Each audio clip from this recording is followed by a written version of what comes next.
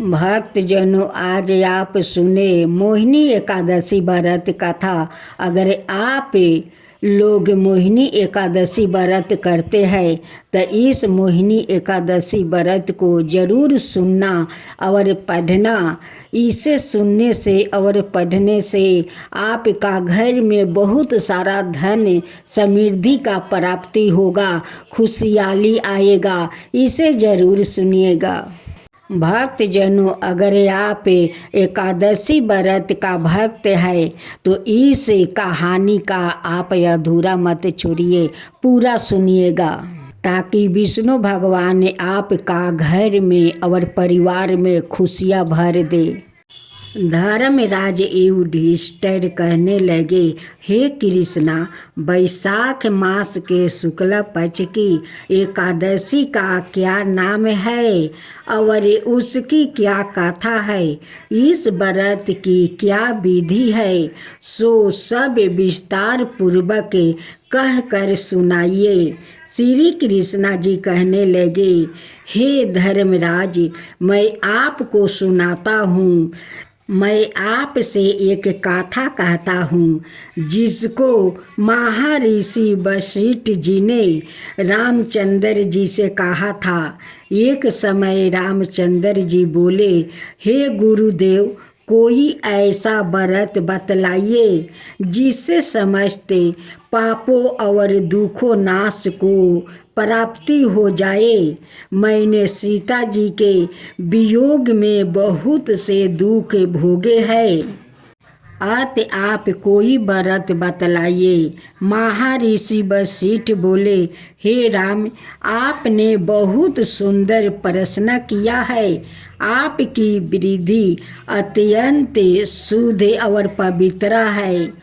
यद्यपि आपके नाम का स्मरण करने से ही मनुष्य पवित्र और शुद्ध हो जाता है, तो आपका यह प्रश्न लोकहित के लिए बहुत ही सुंदर है। वैशाख मास में जो एकादशी आती है उसका नाम मोहिनी एकादशी है। इस एकादशी का व्रत करने से मनुष्य सब पापों और दुखों से छुटकारा, मोह जाल से मुक्ति हो जाते हैं। अत यह व्रत दुखी मनुष्यों को अवश्य करना चाहिए। इससे मनुष्य के सब पाप और दुखों नाश होकर प्राप्ति हो जाते हैं। अब आप इसकी कथा एक चित्त होकर ध्यान पूर्वक सुनिए। सरस्वती नदी के किनारे वर्धापति नाम का एक नगरी थी। वहाँ पर धूतिमान नाम का चंद्रवासी राजा राज करता था।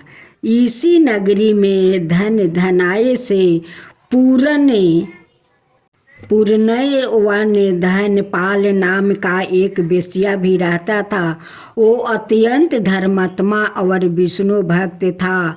उसने नगर में अनेकों भोजनालय, पियाऊ, कुआं, सरोवर, धर्मशाला आदि बनवाए थे और सड़कों पर आम, जामुन, नीम आदि के अनेक वृक्ष लगवाए थे।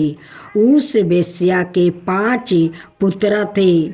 सुमना, शर्तबुद्धि, मेधावी, शीर्ष कीर्ति और दृष्ट बुद्धि। इनमें दृष्ट बुद्धि नाम वाला 5वां पुत्र महापापी था।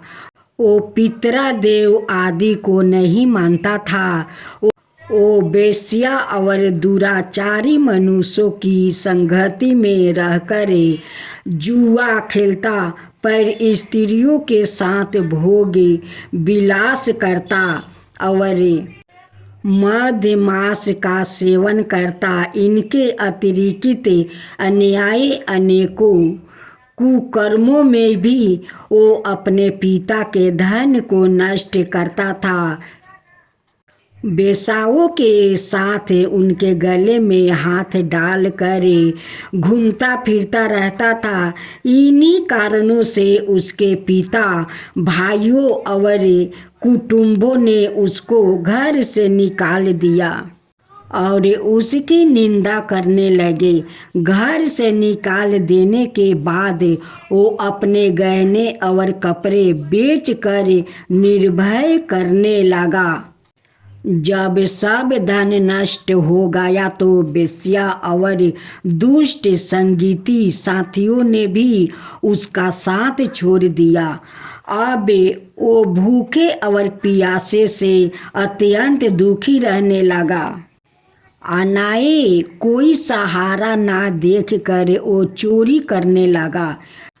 एक बार वो पकड़ा गया, परंतु राज्य कर्मचारियों ने उसको वेश्या का पुत्र जानकर छोड़ दिया। मगर जब दूसरी बार वो फिर पकड़ा गया तो उन्होंने उसे राजा के सामने उपस्थित कर दिया। राजा ने उसे कारागार में बंद कर दिया। कारागार में राजा ने उसको बहुत दुख दिया और कहा कि तुम मेरी नगरी से निकल जाओ।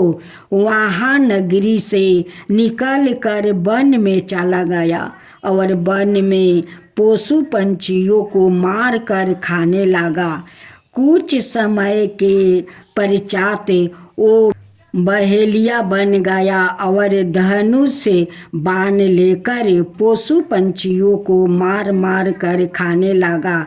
एक दिन वो भूखे और प्यास से दुखित होकर खाने की खोज में फिर रहा था।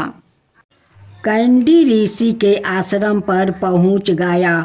उस समय वैशाख मास था और कौंडिन्य ऋषि गंगा स्नान करके आ रहे थे। उनके भीगे वस्तुओं के छींटे पड़ने से उसको कुछ बूंदे पड़ने से उसको कुछ प्राप्ति हुई और मुनि के सामने हाथ जोड़कर कहने लगा कि हे मुनि, मैंने अपने जीवन में बहुत पाप किया है। आप उन पापों से छूटने का कोई साधारण और बिना धन का उपाय बतलाइए।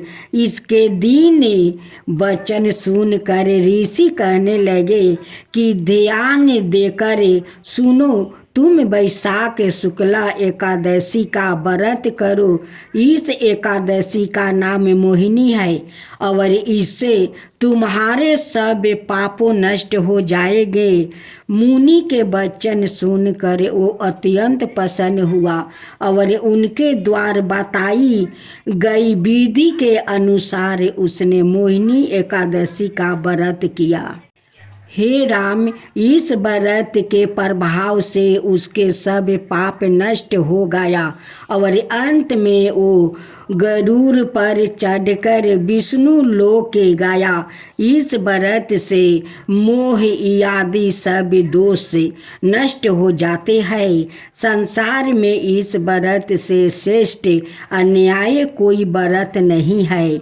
इसके महात्म्य को पढ़ने अथवा सुनने से 1000 गौदान का फल प्राप्ति होता है। भक्तों जनों, आज आप सुने विष्णु भगवान का मोहिनी रूप की अवतार एकादशी व्रत कथा। मोहिनी एकादशी मनाई जा रही है। मोहिनी अवतार की पौराणिक कथा के अनुसार जब समुद्र मंथन से निकला अमृत कलश दैत्य एक दूसरे के हाथों से छीन रहे थे। इसी बीच एक मनोरम स्त्री उनके बीच में चली आई। सभी उस मनोरम स्त्री के सुंदर को देख हठत मोहिनी हो गई। वो सभी आपस का झगड़ा भूल कर उन मनोरम स्त्री के पास दौड़ कर गए। दैत्यों ने देवी से पूछा, तुम कौन हो, कहाँ से आई हो, सुंदरी तुम क्या करना चाहती हो। देवी को देखकर दैत्यों के बीच खलबली मच गया। दैत्य कहने लगे, अब तक देवता दैत्य सीधे गंधर्व चरण और लोक परलोक ने तुम्हें स्पर्श नहीं किए होंगे। अवश्य ही देवताओं ने तुम्हें संपूर्ण इंद्रानियों एवं मन को दीपित करने के लिए भेजा होगा। सुंदरी, तुम हमारा झगड़ा मिटा दो, तुम अन्याय अनुसार निष्पक्ष भाव से इस अमृत को बांट दो, जिससे हम लोग में और अधिक झगड़ा ना हो। प्रस्ताव में श्री हरि विष्णु योग माया शक्ति से योग के हो मोहिनी अवतार धारण किए हुए दैत्यों के पास गए थे। योग माया शक्ति के प्रभाव से तीनों लोकों में ऐसा कोई भी नहीं है जिसे बस में नहीं किया जा सकता है। यही योग माया शक्ति आदि शक्ति है। दैत्यों की प्रार्थना पर तीनों लोगों को मोहित करने में असमर्थ मोहिनी देवी ने दैत्यों से हंस कर कहा, मैं माया हूँ और आप महिषी कश्यप के संतान है। मुझे अन्याय का भार क्यों दे रहा है। बुद्धिमान पुरुष को अवेच्छाचारी स्त्रियों पर कभी विश्वास नहीं करना चाहिए। मोहिनी देवी की प्रयास भरी वाणी दैत्यों को और अधिक अवशत कर गई और उन्होंने अमृत से भरा कलश से उनके हाथों में दे दिया। मोहिनी देवी ने अमृत का कलश अपने हाथ में ले दैत्यों से कहा, मैं जो भी करूं फिर चाहे वो उचित होगा या अनुचित, अगर तुम्हें स्वीकार हो तो तुम्हें अमृत बांट सकती हूँ। उनकी मोही युक्त मीठी बात सुनकर सभी दैत्यों देवी मोहिनी के प्रस्ताव पर सहमत हो गए।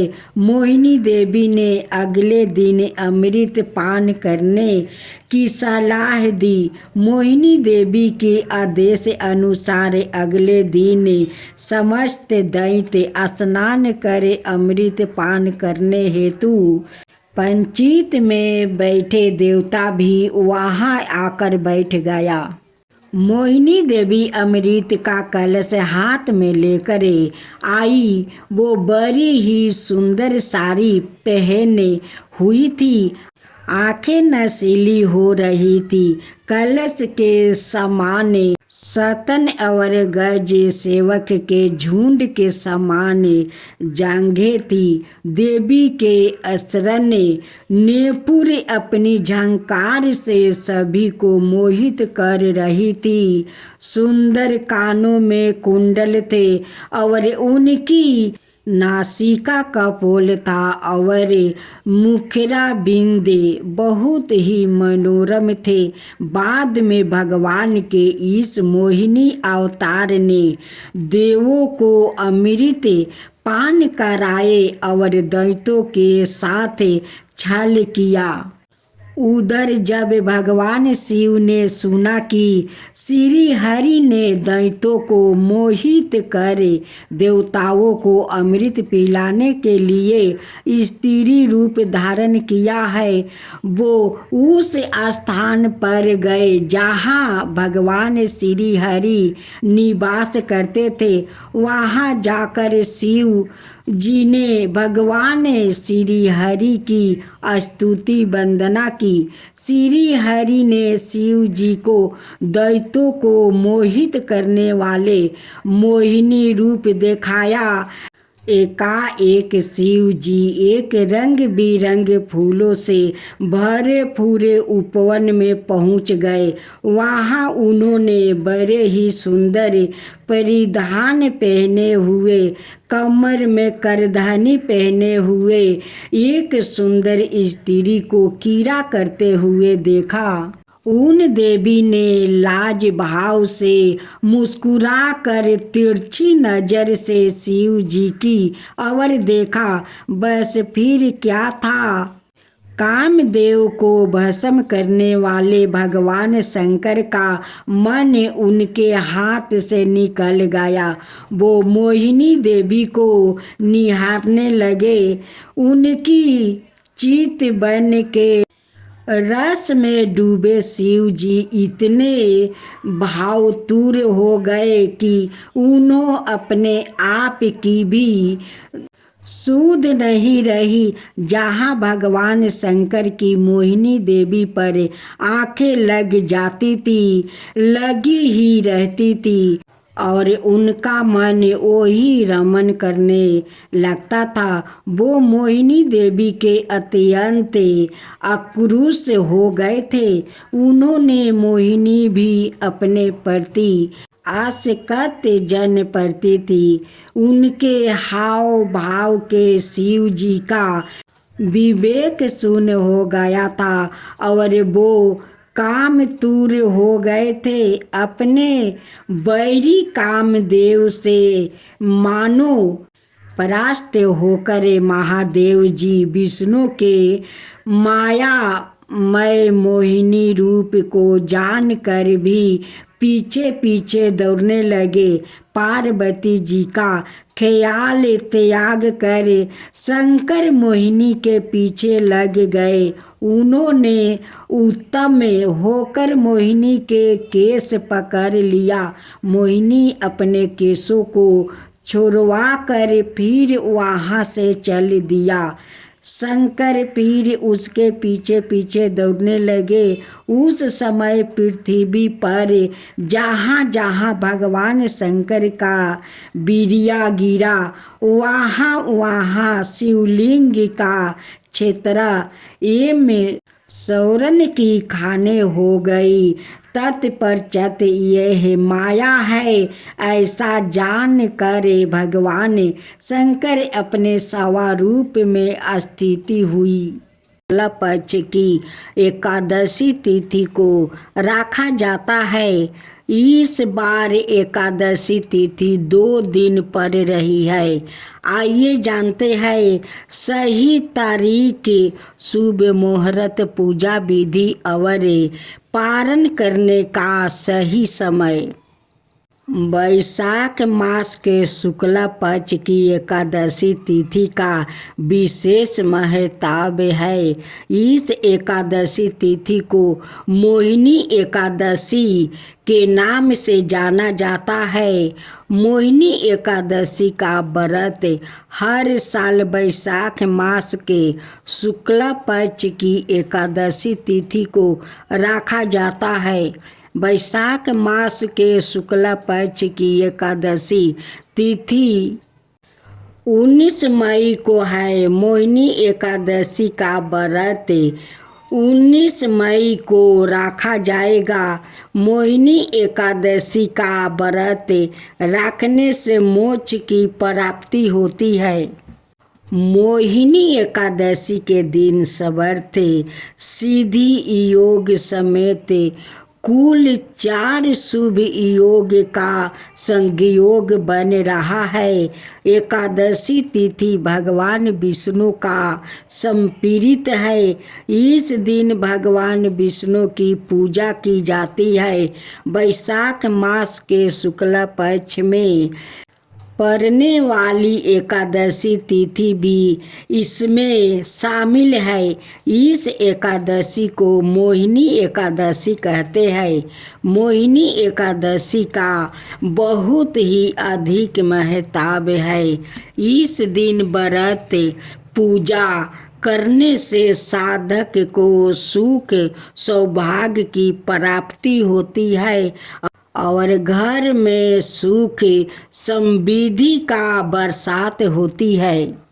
वैशाख मास की एकादशी तिथि 18 मई 2024 को सुबह 11:23 पर शुरू होगी। वही इसका समापन अगले दिन 19 मई 2024 दोपहर 1:50 पर होगा। उदय तिथि के आधार पर मोहिनी एकादशी व्रत 19 मई 2024 को रखा जाएगा। वही मोहिनी एकादशी व्रत का पारण 20 मई सोमवार को किया जाएगा। सोमवार के दिन आप व्रत का पारण सुबह 5:28 से सुबह 8:12 के बीच कभी भी कर सकते हैं। मोहिनी एकादशी व्रती भक्तजनों, आज आप सुने मोहिनी एकादशी व्रत का विधि और पारण। तो भक्तजनों, कब मोहिनी एकादशी व्रत है, कब पारण है, आइए हम सब सुनते हैं। भक्तजनों, आज आप सुने माँ वैभव लक्ष्मी की व्रत कथा। शुक्रवार का दिन माँ वैभव लक्ष्मी को समर्पित होता है। इस दिन माँ लक्ष्मी की पूजा अर्चना और व्रत किया जाता है। माना जाता है कि शुक्रवार के दिन विधि विधान से पूजा करने से माँ लक्ष्मी का आशीर्वाद प्राप्ति होता है और उनका साथ हमेशा बना रहता है। माँ वैभव लक्ष्मी का व्रत वैसे तो कोई भी रख सकता है, मगर जो लोग काफ़ी समय से आर्थिक संकटों का सामना कर रहे हैं और उनकी परेशानी दूर नहीं हो रही है, या फिर उन्हें सही रास्ता नजर नहीं आ रहा है, उन लोगों को हर शुक्रवार या व्रत पूरी श्रद्धा के साथ करना चाहिए।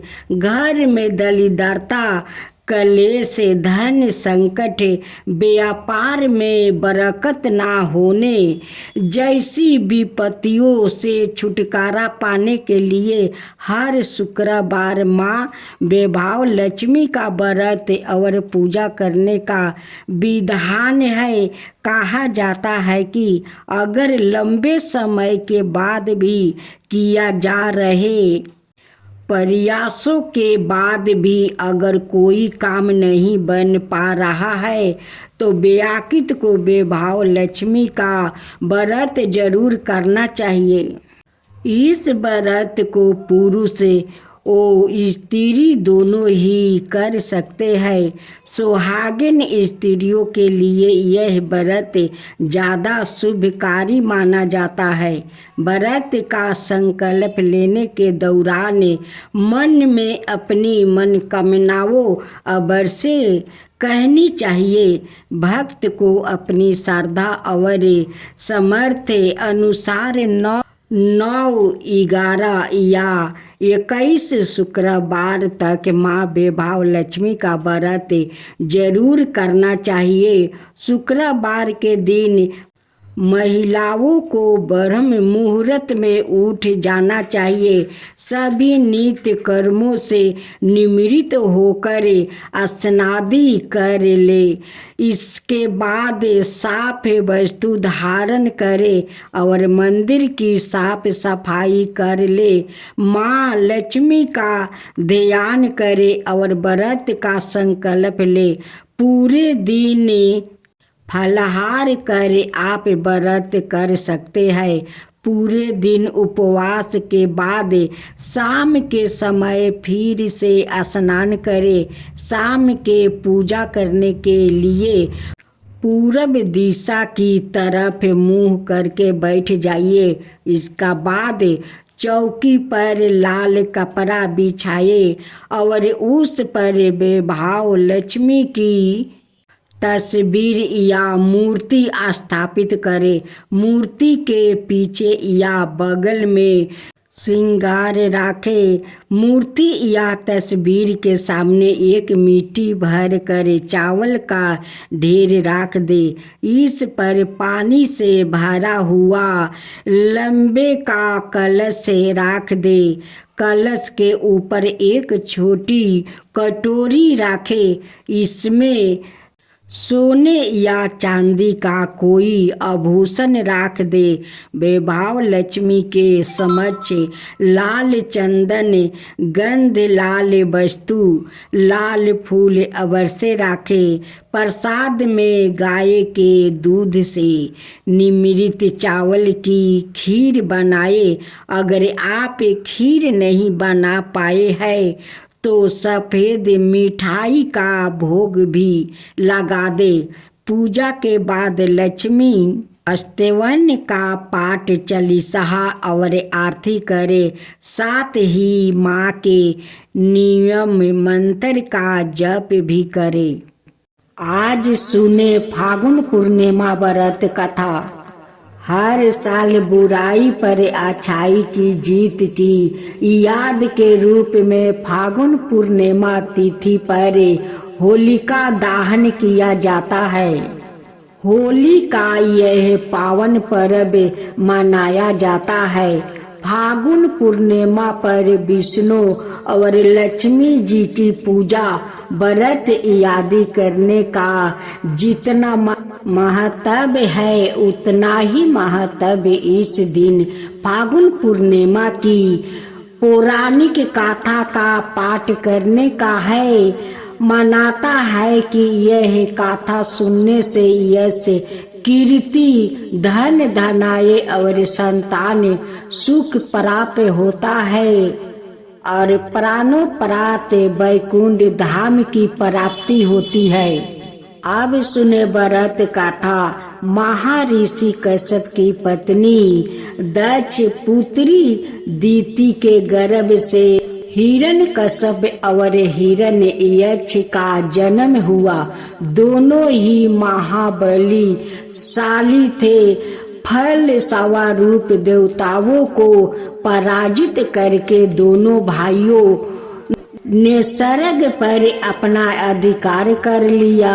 उनके अत्याचार से देवलोक में हाहाकार मच गया।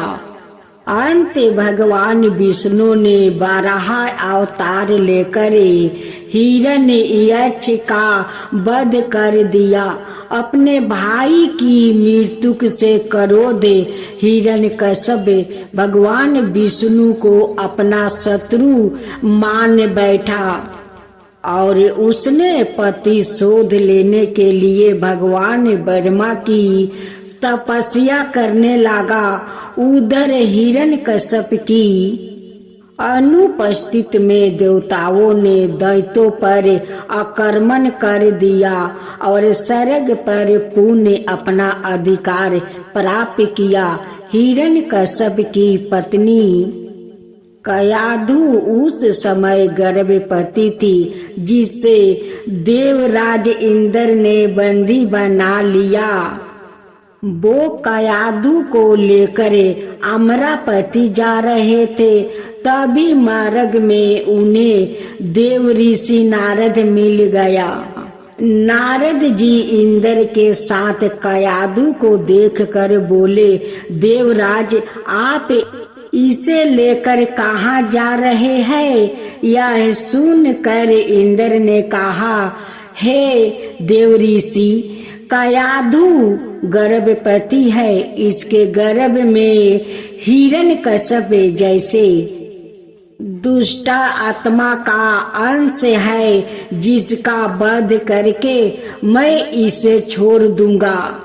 इस पर देव ऋषि नारद बोले, इसके गर्भ में तो श्री नारायण का परम भक्त है, अंत इसे छोड़ दो। इंद्र नारद मुनि की यह बात सुनकर देवराज ने कयाधु को छोड़ दिया। देव ऋषि नारद हिरण्यकश्यप की पत्नी को अपने आश्रम में ले आए और बोले, बेटी, जब तक हिरण्यकश्यप की तपस्या पूरी नहीं हो जाती तुम निश्चिंत होकर यहीं रहो। तब से कयाधु देव ऋषि नारद के आश्रम में रहने लगी और उनके दिव्य प्रवचनों का रस पान भी करती रही, जिसका गर्भ में पल रहे शिशु पर भी बहुत गहरा प्रभाव हुआ। जब समय आया तो कयाधु ने एक पुत्र को जन्म दिया, जिसका नाम रखा गया प्रहलाद।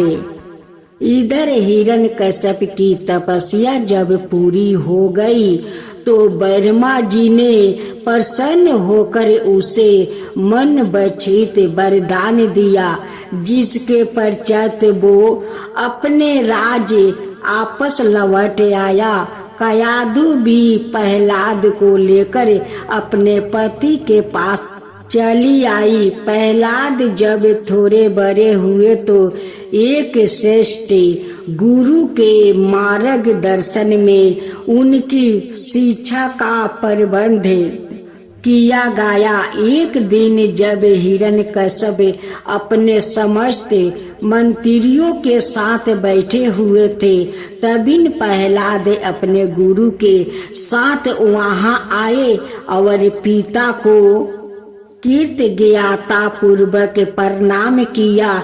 यह देख कर हिरण्यकश्यप अति प्रसन्न हुआ और बोला, वस्त प्रहलाद, तुमने अब तक की शिक्षा के दौरान कौन सी सबसे अच्छी बात सीखी है, मुझे बताओ।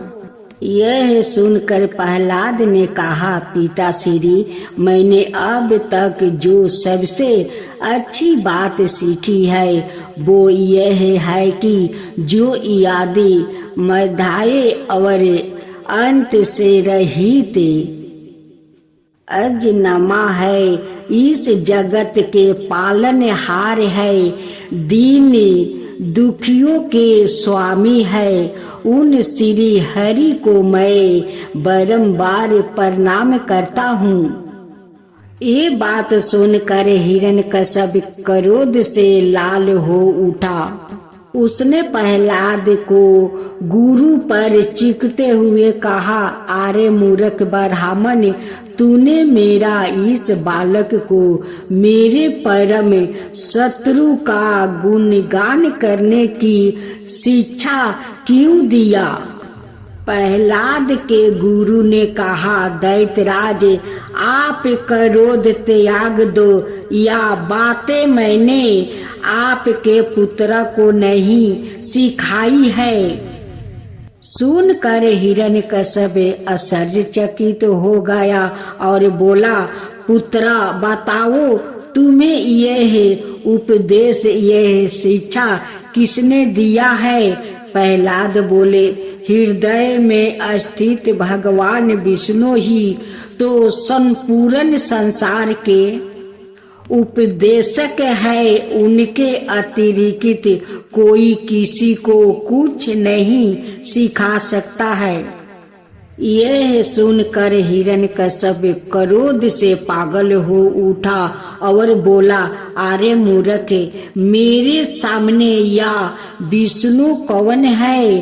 तू क्यों बार बार उस दुष्ट का नाम ले रहा है? क्या तू इसका परिणाम जानता है?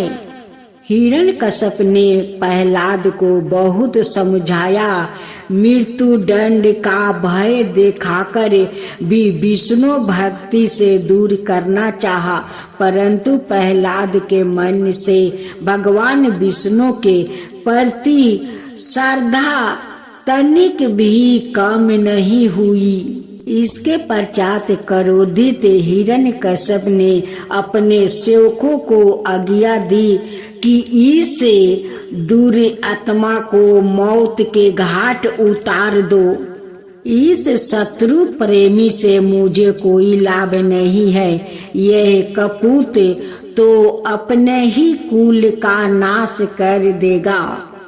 दैत्यराज हिरण्यकश्यप की आज्ञा अनुसार उसके सैनिकों ने प्रहलाद पर तरह तरह के अत्याचार किया और उन्हें मारने का प्रयास किया, परंतु हरि कृपा का कारण वो सब प्रहलाद का बाल भी पाका करने में असमर्थ रहे।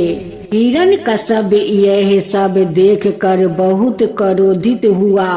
अंत उसने अपनी बहन होलिका को आदेश दिया कि वो प्रहलाद को गोद में लेकर अग्नि में बैठ जाए, क्योंकि होलिका को यह वरदान प्राप्त था कि अग्नि से उसे कोई हानि नहीं होगी।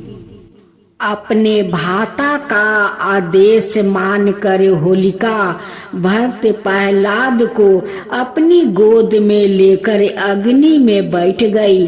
उस समय प्रहलाद हाथ जोड़कर आंखों बंद करे निरंतर प्रभु ध्यान में मगन रहे और नारायण नारायण का जप करते रहे। हरि कृपा के फल स्वरूप प्रहलाद अग्नि में बैठकर भी सकुशल बाच गया, किंतु होलिका उसी आग में जलकर भस्म हो गई। विष्णु भगवान की जय हो, विष्णु भगवान की जय हो। ओम जय जगदीश हरे, स्वामी जय जगदीश हरे। भक्तों जन के संकट क्षण में दूर करे।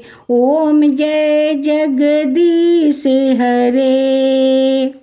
जो दावे फल पावे, दुख विनाशी मन का। सुख संपत्ति घर आवे, कष्ट मिटे तन का। ओम जय जगदीश हरे। माता पिता तुम मेरे, शरण कहूँ किसकी। तुम बिना और न दूजा, आस करूं मैं किसकी। ओम जय जगदीश हरे। तुम पुराण परमात्मा, तुम ही अंतर्यामी। पार बरिमा परमेश्वर, तुम ही सबके स्वामी। ओम जय जगदीश हरे। तुम करुणा के सागर, तुम पालन करता। मैं सेवक तुम स्वामी, कृपा करो भक्तों। ओम जय जगदीश हरे। तुम हो एक गोचर, सबके प्राणपति। किसी विधि मिलूं दयामा, तुमको मैं कुमति। ओम जय जगदीश हरे।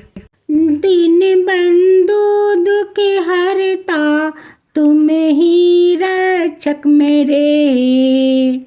अपना हाथ उठाओ द्वार पर तेरे। ओम जय जगदीश हरे।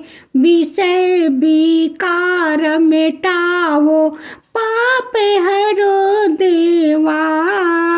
श्रद्धा भक्ति बढ़ाओ, संतन की सेवा। ओम जय जगदीश हरे।